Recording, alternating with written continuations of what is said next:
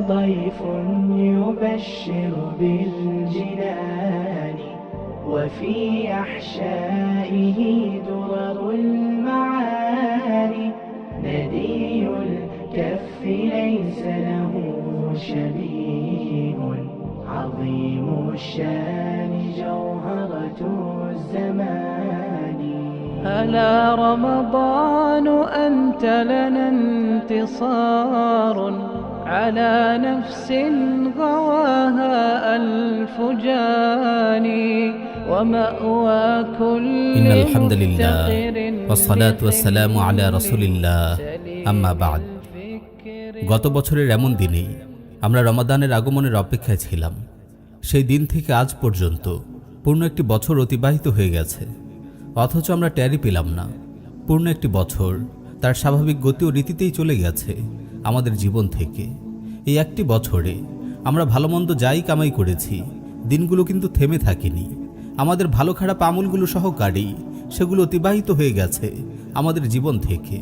আল্লাহ তাআলা সত্যই বলেছেন, আর তিনিই তো সবচেয়ে বেশি সত্যবাদী। তিনি বলেন, ওয়াতিলকাল আইয়ামু নুদাউিলুহা বাইনান নাস ওয়ালিয়া'লামাল্লাহুল্লাযীনা আমানু ওয়ায়াত্তাখিযা মিনকুম শুহাদা ওয়াল্লাহু লা ইউহিব্বুয যালিমিন। আর এই দিনগুলো আমি মানুষের মধ্যে অদল বদল করি, যাতে আল্লাহ মুমিনদের যাচাই করতে পারেন এবং তোমাদের মধ্য থেকে শহীদদের গ্রহণ করতে পারেন। আল্লাহ জালিমদের ভালোবাসেন না। ইবনে কাসির রাহিমাহুল্লাহ বলেন, আমাদের উপর দিয়ে দিনগুলো বয়ে যায়, চলে যায় দিনের পর দিন, বছরের পর বছর। এভাবে আমাদেরকে নির্দিষ্ট একটি সময়ের দিকে টেনে নিয়ে যাওয়া হচ্ছে। যদি পাহাড় সমপরিমাণ স্বর্ণমুদ্রাও খরচ করি, তবু আমাদের জীবন থেকে যে মিনিট সেকেন্ডগুলো অতিবাহিত হয়ে গেছে সেগুলো আর কখনোই ফিরে আসবে না। অবশ্যই আমাদের জীবনের একটি সীমা আছে, যার পরে আর বেঁচে থাকা সম্ভব না। আর আমার আপনার উপর আল্লাহর সবচেয়ে বড় নিয়ামত হলো আমাদের জীবনকে তিনি দীর্ঘায়িত করেছেন এবং এই পবিত্র রমাদান মাস পর্যন্ত আমাদেরকে সুযোগ দিয়েছেন। কত মানুষ তো এমনও আছে যারা এই রমাদানের পূর্বেই মৃত্যুবরণ করেছে। কত মানুষ এমনও আছে যারা বিগত রমাদানে আমাদের সাথে একত্রে রোজা রেখেছে এবং ঈদ উদযাপন করেছে, কিন্তু আজ তারা মাটির নিচে চাপা পড়ে আছে, মাটির গর্ভে তারা বিলীন হয়ে গেছে। রাসূল সাল্লাল্লাহু আলাইহি ওয়াসাল্লাম ইরশাদ করেন, ইগতানিম খামসান ক্বাবলা খামসিন শাবাবাকা ক্বাবলা হারামিক ওয়া সিহহাতাকা ক্বাবলা সাকামিক ওয়া গিনাআকা ক্বাবলা ফাকরিক ওয়া ফারাগাকা ক্বাবলা শুগলিক ওয়া হায়াতাকা ক্বাবলা মাউতিক। পাঁচটি বিষয় আসার পূর্বে পাঁচটি জিনিসের মূল্যায়ন করো। মৃত্যুর পূর্বে জীবনের, অসুস্থতার পূর্বে সুস্থতার, ব্যস্ততার পূর্বে অবসরের, বার্ধক্যের পূর্বে যৌবনের এবং দারিদ্রতার পূর্বে ধনাঢ্যতার। মুস্তাদরাকে হাকিমে একটি হাদিস বর্ণিত হয়েছে, রাসূল সাল্লাল্লাহু আলাইহি ওয়াসাল্লামকে যখন জিজ্ঞেস করা হলো যে কোন মানুষ সর্বোত্তম, তিনি বললেন, মান তালা উমরুহু ওয়া হাসুনা আমালুহু, যে দীর্ঘ হায়াত পেয়েছে এবং উত্তম আমল করেছে। হে ভাই, আপনিও রাসূলের এই হাদিসকে আপনার জীবনের মধ্যে বাস্তবায়ন করার চেষ্টা করুন। ইমাম আহমদ ও নাসাই রাহিমাহুল্লাহ হযরত আবু হুরায়রা রাদিয়াল্লাহু তাআলা আনহু থেকে বর্ণনা করেন, রাসূল সাল্লাল্লাহু আলাইহি ওয়াসাল্লাম তারা সাহাবীদেরকে রমাদানের আগমনের সুসংবাদ দিতেন। তিনি তাদেরকে বলতেন, ক্বাদ জাআকুম রমাদান শাহরুম মুবারাক ইফতারাদাল্লাহু আলাইকুম সিয়ামাহ তুফতাহু ফীহি আবওয়াবুল জান্নাহ ওয়া ইউগলাকু ফীহি আবওয়াবুল জাহিম ওয়া তুগাল্লু ফীহি আশ-শায়াতিন ফীহি লাইলাতুন খায়রুম মিন আলফি শাহর মান হুরিমা খায়রাহা ফাকাদ হুরিম। তোমাদের কাছে রমাদান মাস এসেছে, এটি একটি বরকতপূর্ণ মাস। এই মাসে রোজা রাখা সকলের উপর ফরজ করে দেওয়া হয়েছে। এই মাসে জান্নাতের দরজাগুলো খুলে দেওয়া হয় এবং জাহান্নামের দরজাগুলো বন্ধ করে দেওয়া হয়, শয়তানকে শিকলাবদ্ধ করে রাখা হয়। এই মাসে এমন একটি রজনী আছে যেটি 1000 মাসের চেয়ে উত্তম। যে এর কল্যাণ থেকে বঞ্চিত হলো সে বঞ্চিতই হলো। ইবনে রাজব রাহিমাহুল্লাহ বলেন, এই হাদিসটি মানুষকে রমাদান মাসের প্রতি উৎসাহিত করার জন্য অত্যন্ত গুরুত্বপূর্ণ একটি হাদিস। মুমিন কিভাবে এই মাসের সুসংবাদ গ্রহণ না করে থাকতে পারে, যেখানে জান্নাতের দরজাগুলো উন্মুক্ত করে দেওয়া হয়?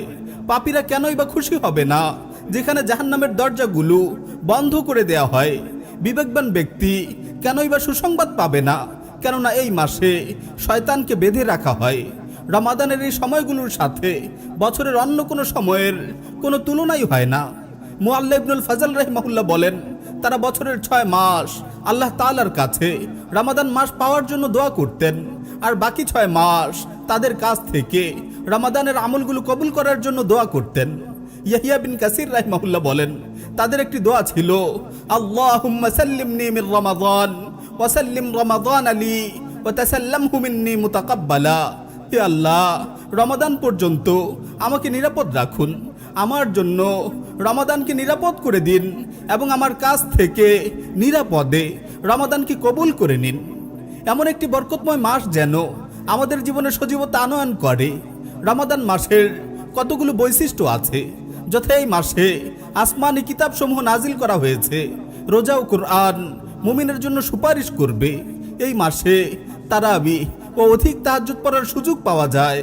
এই মাসে তাওবা ও পাপ মোচন করা হয়, শয়তানকে বেঁধে রাখা হয়, জাহান্নামের দরজাগুলো বন্ধ করে জান্নাতের দরজাগুলো খুলে দেওয়া হয়। একে অপরের প্রতি সহমর্মিতার সুযোগ বেড়ে যায়, জাহান্নাম থেকে মুক্তি দেওয়া হয়, সবর শুকর ও দোয়ার আমল বেশি বেশি করা যায়, নেক কাজের বিনিময় বহুগুণ বাড়িয়ে দেওয়া হয়, লাইলাতুল কদর লাভ করা যায়। সুতরাং একজন মুমিন এমন এক বরকতপূর্ণ মাস পেয়ে কেনই বা খুশি হবে না? আল্লাহ তাআলা ইরশাদ করেন, ইয়া আইয়ুহাল্লাযীনা আমানু কুতিবা আলাইকুমুস সিয়ামু কামা কুতিবা আলাল্লাযীনা মিন ক্বাবলিকুম লাআল্লাকুম তাত্তাকুন। হে ঈমানদারগণ, তোমাদের পূর্ববর্তীদের জন্য যেমন রোজা ফরজ করা হয়েছে, তেমনি তোমাদের জন্য তা ফরজ করা হলো, যাতে তোমরা তাকওয়া অর্জন করতে পারো।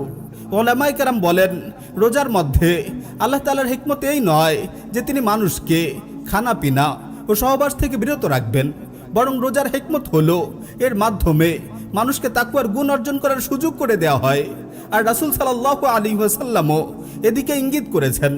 রাসূল সাল্লাল্লাহু আলাইহি ওয়াসাল্লাম বলেন, মান লাম ইয়াদা কাওলাজ জুর ওয়াল আমালা বিহি ওয়াল জাহলা ফালাইসা লিল্লাহি হাজাতুন আন ইয়াদা তাআমাহু ওয়া শারাবাহু। যে ব্যক্তি মিথ্যা কথা এবং মিথ্যা কাজ এবং জাহালাতকে বর্জন করতে পারলো না, তাহলে তার খানাপিনা বর্জন আল্লাহর কোনো প্রয়োজন নেই। এই হাদিস থেকেও প্রতীয়মান হয় যে রোজার দ্বারা আল্লাহ তাআলা মানুষকে সকল পাপাচার থেকে বিরত রাখতে চান। সুতরাং আমার আপনার মধ্যে রোজা দ্বারা রাব্বুল আলামিনের তাকওয়া অর্জন করাই আসল উদ্দেশ্য, কারণ আল্লাহর ভয় অর্জন করাই তো মানুষের সবচেয়ে বড় অর্জন। আর আল্লাহ তাআলার কাছেও পরকালের সুখ শান্তির একমাত্র হকদার হলো মুত্তাকীরা। আসুন সালাফদের অবস্থা নিয়ে কিছু আলোচনা করা যাক। ইমাম বুখারী রাহিমাহুল্লাহ বলেন, যেদিন থেকে আমি বালেগ হয়েছি সেদিন থেকে আমি কোনো মুসলমানের গীবত করিনি। শাফি রাহিমাহুল্লাহ বলেন, আমি কখনো সত্য কিংবা মিথ্যা কোনো বিষয়ে আল্লাহর নামে শপথ করিনি, যদিও আমার শপথ করার সুযোগ ছিল। অনেকেই মুহাম্মদ বিন ওয়াসি রাহিমাহুল্লাহকে বলেছেন যে আপনি হেলান দেন না কেন? তিনি উত্তরে বললেন, হেলান তো দেয় নিরাপদ ও নিশ্চিন্ত ব্যক্তি, আমি তো এখনো পর্যন্ত ভীত সন্ত্রস্ত। হযরত আব্দুল্লাহ বিন ওয়াহাব রাহিমাহুল্লাহ তার নিকট একবার ওয়াইদ ইয়াতাহাজ্জুনা ফিন্নার এই আয়াত তিলাওয়াত করা হলে তিনি অচেতন হয়ে পড়ে যান। সালাফদের একজন বলেন, যেদিন থেকে আমি জেনেছি যে মিথ্যা বলার দ্বারা মিথ্যাবাদীর ক্ষতি হয়, সেদিন থেকে আমি মিথ্যা ছেড়ে দিয়েছি। আবু সুলাইমান আদ-দারানী রাহিমাহুল্লাহ বলেন, আমি প্রতিদিন আয়নার সামনে এসে আমার চেহারা দেখতাম এই ভয়ে যে না জানি গুনার কারণে আমার চেহারা কালো হয়ে গেছে।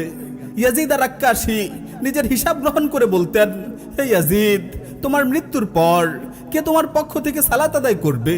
হে ইয়াজিদ, তোমার মৃত্যুর পর তোমার পক্ষ থেকে কে সিয়াম পালন করবে? হে ইয়াজিদ, তোমার মৃত্যুর পর তোমার পক্ষ থেকে কে তোমার রবকে সন্তুষ্ট করবে? এরপর তিনি কেঁদে কেঁদে বলতেন, হে লোক সকল, তোমরা কি নিজেদের ব্যাপারে ক্রন্দন করবে না? মৃত্যু যাকে খুঁজছে, কবর যার আবাস, মাটি যার বিছানা এবং কীট পতঙ্গ যার সঙ্গী, এত কিছু সত্ত্বেও তাকে অন্ধকার কবরে প্রতীক্ষা করতে হবে সেই কিয়ামত দিবস পর্যন্ত। তখন তার অবস্থা কেমন হবে? এমনই ছিল সালাফদের অবস্থা। আমার আর আপনার অবস্থা তাহলে কি? আমরা নতুন নতুন পোশাক পরিধান করি, মজাদার খাবার খাই, সব সময় হারামে লিপ্ত থাকি, আল্লাহর হুঁশিয়ারির কথা ভুলে যাই এবং লম্বা লম্বা আশা করে থাকি, আল্লাহর রহমতের আশা করি এটা আমাদের কেমন আইসি জীবন, কেন জীবনের প্রতি আমাদের এত মায়া, আল্লাহর ভয়ে কেন আমাদের চোখ দিয়ে সামান্য এক ফোঁটা পানিও আসে না। শেষ রাতে আল্লাহর সামনে আমরা আর এখন দণ্ডায়মান হই না, জিকিরের মজলিসগুলোতে আমরা এখন আর ভিড় জমাই না, আমরা নফল রোজাও রাখি না, সাদাকাও করি না। আমাদের জীবনের প্রকৃতি কেন এমন হয়ে গেল? এগুলো ছাড়া কি প্রকৃত জীবনের স্বপ্ন দেখা যায়? এই আমলগুলো না করলে কি সুখ স্বাচ্ছন্দ্যের দেখা মিলবে? না, কখনো না। যদি আপনি রাত্র জাগরণ করতে না পারেন, শেষ রাতে আল্লাহর সামনে দণ্ডায়মান হতে না পারেন, দিনের বেলায় নফল সিয়াম রাখতে অক্ষম হন, তবে জেনে রাখুন আপনি আল্লাহর রহমত থেকে মাহরুম হবেন। আপনি অবশ্যই আল্লাহর রহমত থেকে মাহরুম হবেন। আল্লাহ তাআলা ইরশাদ করেন, ইন্নাল মুত্তাকিনা ফি জান্নাতিন ওয়া নাহার ফি মাকআদি সিদকিন ইনদা মালিকিন মুকতাদির। মুত্তাকিরা থাকবে জান্নাতে ও তার মধ্যস্থিত নদীতে, সত্যের আসনে, মহাশক্তিধর মালিক আল্লাহর সান্নিধ্যে। যে ব্যক্তি সালাফদের জীবনী পাঠ করে সে অবশ্যই জানবে যে যুগে যুগে কি পরিমাণ মানুষ পরিপূর্ণ দিন পালন করে, এর সংখ্যা অতি নগণ্য। তাই বর্তমানেও আমাদের মাঝে এই উত্তম গুণাবলী হাসিলের জন্য চাই সালাফদের জীবনী নিয়ে বেশি বেশি আলোচনা এবং গভীর অধ্যয়ন।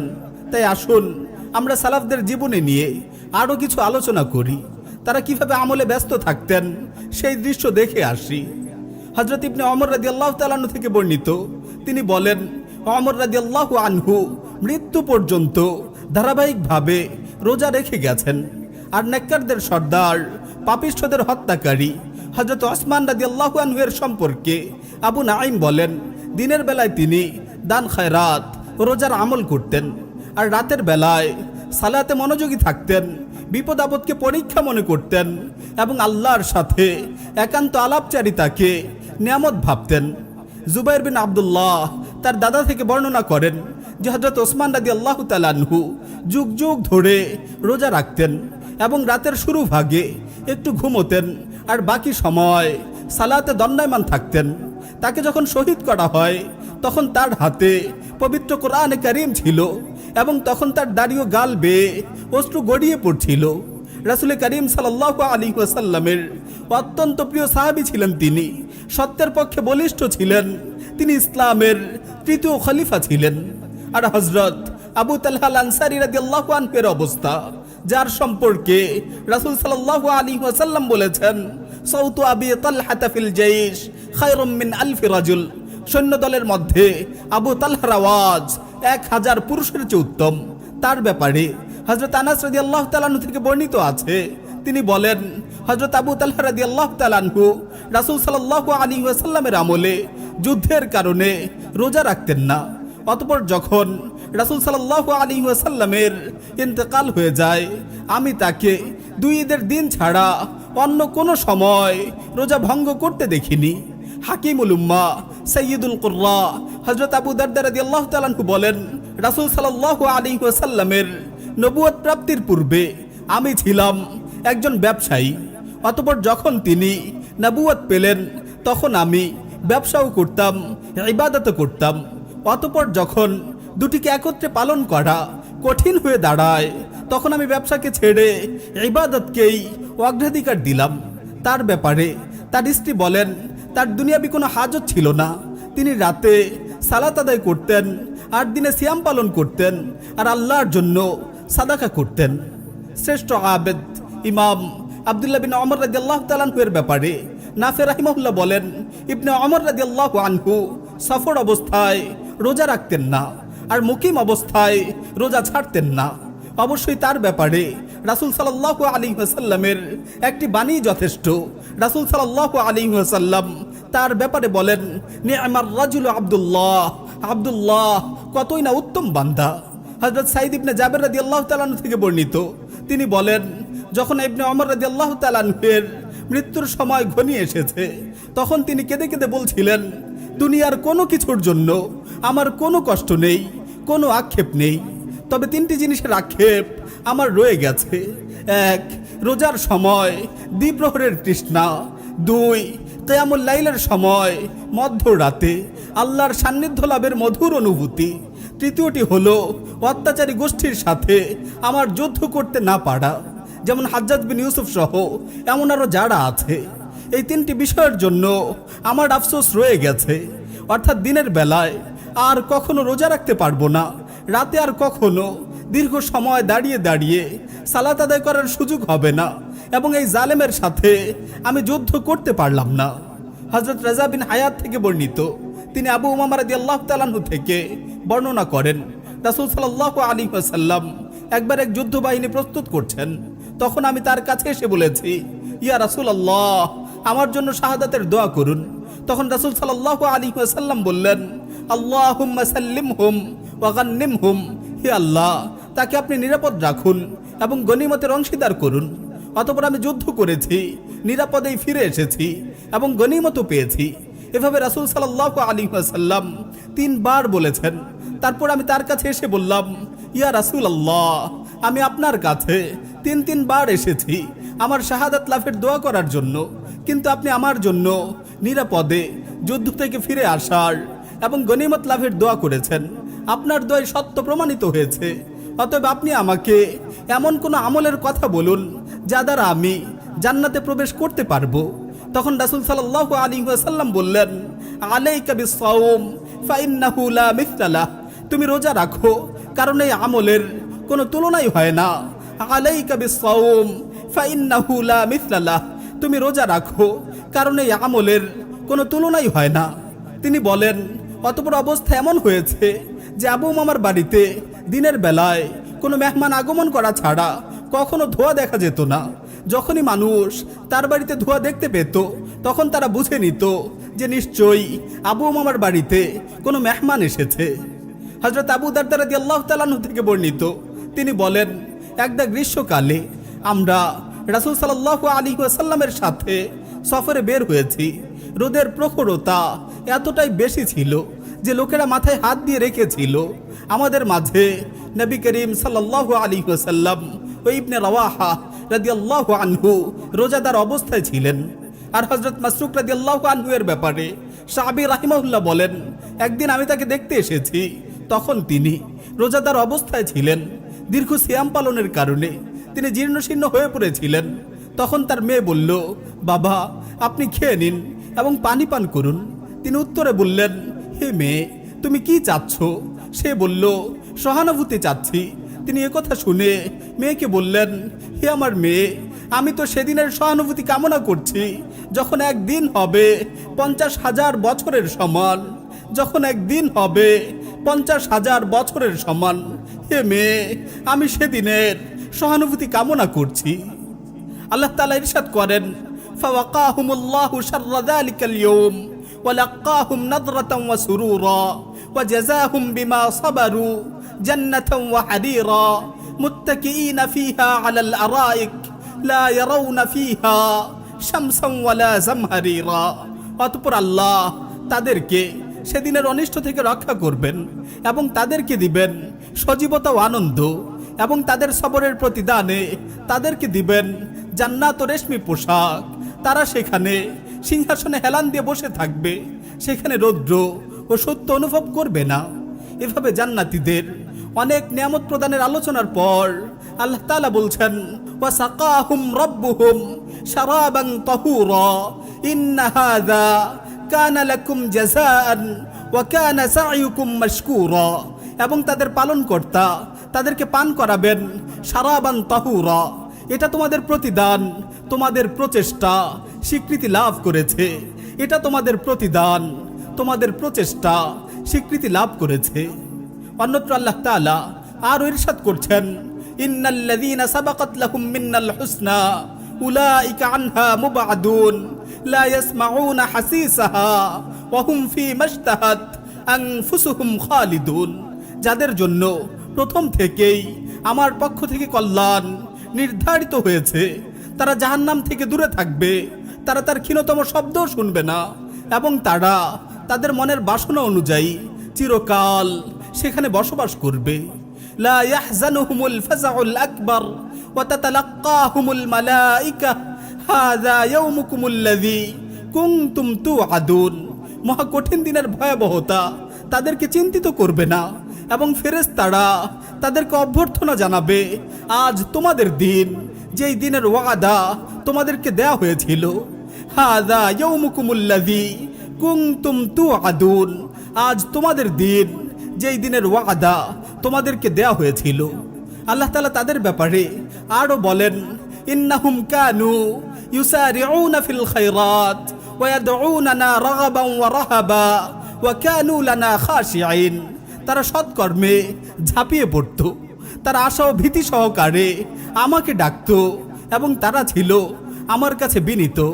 তিনি আরো বলেন, ওয়া আকবালা বা'দুহুম আলা বা'দিন ইয়াতাসাআলুন ক্বালু ইন্না কুন্না ক্বাবলু ফি আহলিনা মুশফিকিন ফামান্নাল্লাহু আলাইনা ওয়া ওয়াকানা আযাবাস সামুম ইন্না কুন্না মিন ক্বাবলু নাদউহু ইন্নাহু হুয়াল বাররুর রহিম। জান্নাতীরা একে অপরের কাছে এসে বিভিন্ন বিষয় জানতে চাইবে। তারা বলবে, আমরা তো আগে দুনিয়ার জীবনে আমাদের পরিবার পরিজনের মাঝে আল্লাহর শাস্তি সম্পর্কে শঙ্কিত ছিলাম, অতঃপর আল্লাহ আমাদের প্রতি অনুগ্রহ করেছেন এবং আমাদেরকে জাহান্নামের শাস্তি থেকে রক্ষা করেছেন। আমরা আগেও আল্লাহকে ডাকতাম, নিশ্চয় তিনি পরম দানশীল, করুণাময়। প্রিয় ভাই ও বোনেরা, রোজাদারদের কয়েকটি ধরন আছে। যে ব্যক্তি পানাহার থেকে বিরত থেকেছে তার রোজা হবে অভ্যাসের কারণে। যে ব্যক্তি রোজা অবস্থায় সুদ ও হারাম থেকে বেঁচে থাকে অতঃপর হালাল খাদ্য দ্বারা ইফতার করে, তাহলে তার রোজা অভ্যাসের সাথে সাথে ইবাদত হিসেবে গণ্য হবে। যে গুনাহের কাজ এবং অবাধ্যতা থেকে দূরে থাকে এবং আল্লাহর আনুগত্য করা অবস্থায় ইফতার করে, তাহলে সে এমন একজন রোজাদার যার উপর আল্লাহ তাআলা সন্তুষ্ট। যে ব্যক্তি প্রবৃত্তি ও নফসের খাহেসাত থেকে দূরে থাকলো এবং শুকর ও সন্তুষ্টির উপর ইফতার করলো, তাহলে সে একজন সফল রোজাদার। ইবনুল কাইয়িম রাহিমাহুল্লাহ বলেন, সিয়াম হলো মুত্তাকীদের জন্য লাগাম স্বরূপ, যোদ্ধাদের জন্য ঢাল স্বরূপ, আল্লাহর প্রিয় বান্দাদের জন্য বাগান স্বরূপ। রোজার গুরুত্ব বোঝানোর জন্য এত কিছু বলার প্রয়োজন নেই। কেউ যদি সিয়ামের গুরুত্ব বুঝতে চায় তাহলে তার জন্য এই কথাটি যথেষ্ট হবে যে আল্লাহ তাআলা বলেন, আস-সাওমু লি ওয়া আনা আজজি বিহি, রোজা আমার জন্য আর আমি নিজেই এর প্রতিদান দেব। তারা বলে যে রোজা হচ্ছে শ্রেষ্ঠ পুরুষত্ব এবং উচ্চ মনোশক্তি। রমাদান মাস হলো গায়রুল্লাহ থেকে বিচ্ছিন্ন হওয়ার মাস, আর গায়রুল্লাহ থেকে মুক্তি মানে হচ্ছে আল্লাহর পরিপূর্ণ দাসত্ব করা। আর আল্লাহর পরিপূর্ণ দাসত্বের মাঝে রয়েছে গায়রুল্লাহ থেকে পরিপূর্ণ মুক্তির পথ। কেউ বলে রমাদান মাস হচ্ছে শক্তির মাস, তাই সেই ব্যক্তি শক্তিশালী নয় যে ক্রোধের সময় নিজেকে নিয়ন্ত্রণ করতে পারে না, বরং শক্তিশালী হলো সেই যে ক্রোধের সময় নিজের নিয়ন্ত্রণ ঠিক রাখতে পারে। তারা বলে সিয়াম হলো ধৈর্য, আনুগত্য, নিয়ম ও শৃঙ্খলার নাম। কোনো জাতি যদি এই গুণগুলো অর্জন করতে পারে তাহলে তারা কখনো ধ্বংসের দিকে যাবে না। কোনো সৈন্যদল যদি এই উন্নত গুণাবলী অর্জন করতে পারে তাহলে তাদের কখনো পরাজয়ের কবলে পড়তে হবে না। সুতরাং একথা স্পষ্ট মনে রাখতে হবে যে আল্লাহ তাআলা সিয়ামের মাধ্যমে আপনাকে এমন শক্তিশালী হিসেবেই গড়ে তুলতে চান। অতএব খুবই সতর্কতা অবলম্বন করুন যাতে এমন না হয়ে যায় যে আপনার জীবন থেকে একটি রমাদান অতিবাহিত হয়ে গেছে অথচ আপনি এখনো অপরাধী ও পাপাচারী রয়ে গেলেন। আপনার বিশৃঙ্খল জীবনে শৃঙ্খলা ফিরে আসলো না। রমাদান মাস হচ্ছে ইবাদত এবং মুজাহাদার মাস। আমাদের সালাফদের অবস্থা রমাদানের আগে এবং পরে একই রকম ছিল, কিন্তু আজ আমাদের অবস্থা কি? আমি রমাদান সম্পর্কে বিভিন্ন শ্রেণী পেশার মানুষের সাথে আলোচনা করেছি। তারা আমাকে যা বলেছে তা খুবই হতাশার। তরুণরা আমাকে বলেছে কোন দিক দিয়ে রমাদান আসে আর কোন দিক দিয়ে চলে যায় এই বিষয়ে তাদের কোনো খোঁজই থাকে না, কারণ রমাদানে তাদের রাত কাটে নেটফ্লিক্স, ইউটিউব আর ফেসবুকে সময় ব্যয় করে, সকাল কাটে ঘুমে বিভোর থেকে। এজন্য রমাদানও তাদের গুনাহ থেকে বিরত রাখতে পারে না। ব্যবসায়ীরা আমাকে বলেছে রমাদান আসলে তাদের ব্যস্ততা বেড়ে যায়, কারণ ইবাদতের মৌসুমটা তাদের কাছে ব্যবসার মৌসুম হয়ে গেছে। মায়েরা আমাকে জানিয়েছে রমাদানে আমলের সুযোগ তাদের হয় না, কারণ রমাদানকে তার নানান রেসিপির আয়োজনে সাজিয়েছে। প্রিয় ভাইয়েরা, আসলে রমাদান আমাদের কাছে অনেক অবহেলার মাসে পরিণত হয়েছে। শুরুর দশকে মসজিদে মুসল্লির বেশ ভিড় দেখা যায়, কিন্তু 10 দিন না যেতেই সেই ভিড় আর চোখে পড়ে না, মসজিদ আবার ফাঁকা হয়ে যায়। রমাদানে অনেকে মুখে খোঁচা খোঁচা দাড়ি রাখে, সিগারেট ছেড়ে দেয়। রমাদান শেষ হলে সেই তারাই আবার ক্লিন শেভ করে আমাদের সামনে এসে উপস্থিত হয়। রমাদান আমাদের জন্য খাবার দাবার আর আড্ডার মাসে পরিণত হয়েছে। রমাদানের শেষ দশকগুলো সবচেয়ে গুরুত্বপূর্ণ, অথচ আমরা সেই শেষ দশকটাই মার্কেটে ঘুরে ঘুরে কাটিয়ে দিই। প্রিয় ভাই ও বোন, এটাই হচ্ছে বর্তমানে আমাদের রমাদান পালনের অবস্থা। কোথায় হারিয়ে গেল আমাদের ইবাদত আর নির্জনতা? শেষবারের মতো আপনাদের আহ্বান করছি, হে প্রিয় উম্মাহ, আফসোস আমাদের জন্য। কিসে আমাদেরকে ধোঁকাগ্রস্ত করে রেখেছে? কি কারণে আজ আমরা উদাসীন হয়ে আছি? কে আমাদেরকে অজ্ঞতার সাগরে ডুবিয়ে মারছে? কি জন্য আমাদের সৃষ্টি করা হয়েছে? জান্নাতের জন্য নাকি জাহান্নামের জন্য? হে উদাসীনতা আর অলসতার মেঘ, আমাদের অন্তর থেকে তুমি সরে যাও। হে তাকওয়া ও ঈমানের সূর্য, আমাদের হৃদয়কে আলোকিত করে দাও। নেককারদের আমলনামার পাতাগুলো বাড়তে থাকুক, রোজাদারদের অন্তরগুলোতে আল্লাহর ভয় সৃষ্টি হোক। তাহাজ্জুদ গুজারদের সময়গুলো সেজদার রুকুর মধ্যে ব্যয়িত হোক। তোমাদের চক্ষুগুলো জেগে থাকুক রবের কাছে প্রার্থনায়। হে তাওবাকারীদের পাপগুলো তোমরা এই জীবনে দ্বিতীয়বার আর ফিরে এসো না। হে প্রবৃত্তির রাজ্য, তুমি তোমার রাজত্ব গুটিয়ে নাও। হে আত্মা, তুমি পরিশুদ্ধ হয়ে যাও। হে আল্লাহর পরিচয় জানা আত্মাগুলো তোমরা উপভোগ করতে থাকো।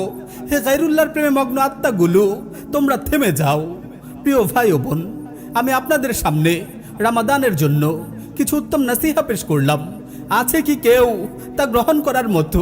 আল্লাহ তাআলা বলেন, ইয়া কাউমানা আজিবু দাঈয়াল্লাহি ওয়া আমিনু বিহি ইয়াগফির লাকুম মিন যুনুবিকুম ওয়া ইউজিরকুম মিন আযাবিন আলীম ওয়া মান লা ইউজিব দাঈয়াল্লাহ ফালাইসা বিমুজিজিন ফিল আরদ ওয়া লাইসা লাহু মিন দুনিহি আউলিয়া উলাইকা ফি যালালিম মুবিন। হে আমাদের সম্প্রদায়, তোমরা আল্লাহর দিকে আহ্বানকারীর ডাকে সাড়া দাও এবং তার কথায় বিশ্বাস করো, তাহলে আল্লাহ তোমাদের পাপসমূহ ক্ষমা করে দেবেন এবং যন্ত্রণাদায়ক শাস্তি থেকে তোমাদেরকে রক্ষা করবেন। আর যারা আল্লাহর দিকে আহ্বানকারীর ডাকে সাড়া দেবে না, তারা পৃথিবীতে আল্লাহকে অক্ষম করতে অর্থাৎ আল্লাহর শাস্তি থেকে রেহাই পেতে পারবে না এবং তিনি ছাড়া তাদের কোনো সাহায্যকারীও থাকবে না। তারা সুস্পষ্ট বিভ্রান্তির মধ্যে রয়েছে। সুতরাং তাকে স্বাগত জানাচ্ছি যে এই আহ্বানে সাড়া দিল এবং তা থেকে উপকৃত হলো, আর ধ্বংস সেই ব্যক্তির জন্য যে তা ফিরিয়ে দিল। আপনার জন্য কি আল্লাহ তাআলার এই কথাটি যথেষ্ট নয় যে আস-সাওমু লি ওয়া আনা আজজি বিহি, রোজা আমার জন্য আর আমি নিজেই এর প্রতিদান দিব? নিশ্চয় আফসোস হয় সেই ব্যক্তির জন্য যে আল্লাহকে চিনেও গায়রুল্লাহকে ভালোবাসে। দুঃখ তার জন্য যে আল্লাহর পথে আহ্বানকারীর আহ্বান শুনেও তাতে সাড়া দিতে দেরি করে। হে আল্লাহ, আমাদের অনিষ্টের কারণে আমাদেরকে আপনি আপনার কল্যাণ থেকে বঞ্চিত করবেন না। হে প্রভু, আপনি আপনার শান অনুযায়ী আমাদের সাথে আচরণ করিয়েন। আমাদের অবস্থার বিবেচনায় আমাদের সাথে আচরণ করবেন না। আপনিই তো ভয় পাওয়ার ও ক্ষমা করার একমাত্র উপযুক্ত সত্তা। হে মালিক, আমাদেরকে রমাদান পর্যন্ত হায়াত দিন এবং রমাদানের সিয়াম ও কিয়াম পরিপূর্ণ ইখলাস, ঈমান এবং সঠিক পন্থায় আদায় করার তৌফিক দান করুন। আমাদেরকে লাইলাতুল কদরের পুণ্যবানদের মধ্যে শামিল করুন, যারা এই পুণ্যময় রজনীতে উত্তম প্রতিদানে পরিপূর্ণ হয়ে যায়। আমাদেরকেও তাদের কাতারে শামিল করে নিন।